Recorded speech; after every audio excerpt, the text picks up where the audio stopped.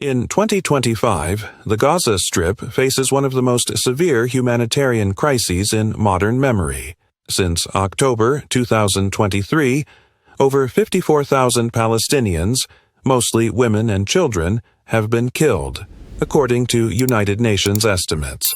Nearly 90% of Gaza's 2.3 million residents have been displaced, many multiple times, forced to leave behind their homes, lives, and dreams. Amid this unimaginable devastation, one global power has stepped forward with consistent and meaningful support: China. But why? Why did China send aid to Gaza? Was it just compassion, or is there something more? On February 18, 2025, China delivered 60,000 food parcels to Gaza through Jordan. The first shipment, containing 12,000 parcels, was distributed by the World Food Programme and the Palestine Red Crescent. Each parcel included basic essentials like rice, sugar, salt, and cooking oil, lifelines for families teetering on the edge of survival. This wasn't a one-off act, it was part of a sustained and escalating humanitarian commitment by China. In March 2024, during the holy month of Ramadan, China sent 450 tons of rice via Egypt's Port Said, coordinated through the Egyptian Red Crescent, and moved through the Rafah crossing. A month later, more aid followed: flour, medical supplies, and daily necessities. China's role didn't stop at material aid.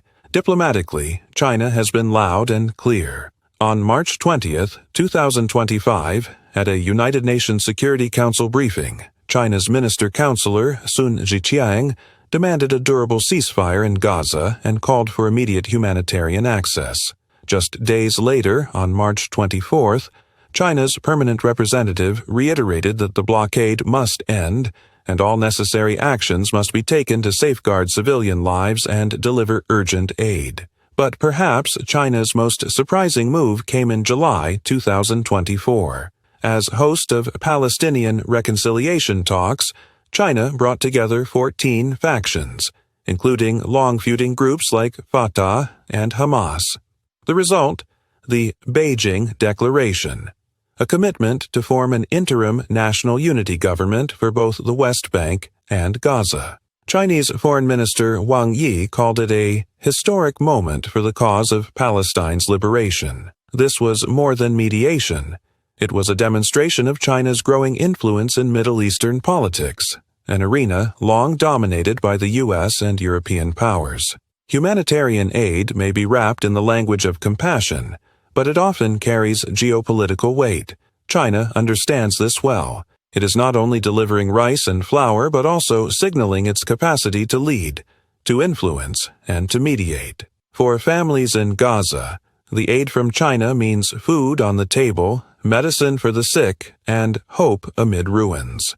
For China, it is a strategic investment in influence, image, and leadership. And this isn't happening in isolation. China's recent diplomatic outreach across the Middle East is noteworthy. From restoring ties between Iran and Saudi Arabia in 2023 to supporting reconstruction in Syria and now promoting Palestinian unity, Beijing is reshaping its role in a region historically dominated by Western alliances. In many ways, Gaza has become a symbolic battleground, not just between Israel and Hamas, but between competing visions of global leadership. Will the world continue to rely on old powers to broker peace, or will new players like China take the reins? So, what drives China to get involved? First, there are undeniable humanitarian reasons.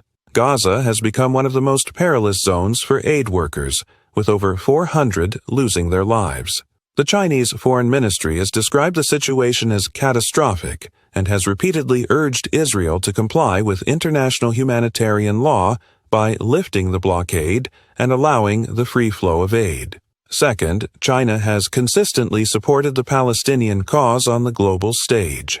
Chinese diplomats have championed a two-state solution and called for an independent Palestinian state based on the 1967 borders with East Jerusalem as its capital. In May 2025, China's ambassador to the UN, Geng Shuang, reiterated this position, denouncing the historical injustices suffered by Palestinians and emphasizing the need for a peaceful resolution. Yet, beyond morality and diplomacy, there's also strategy.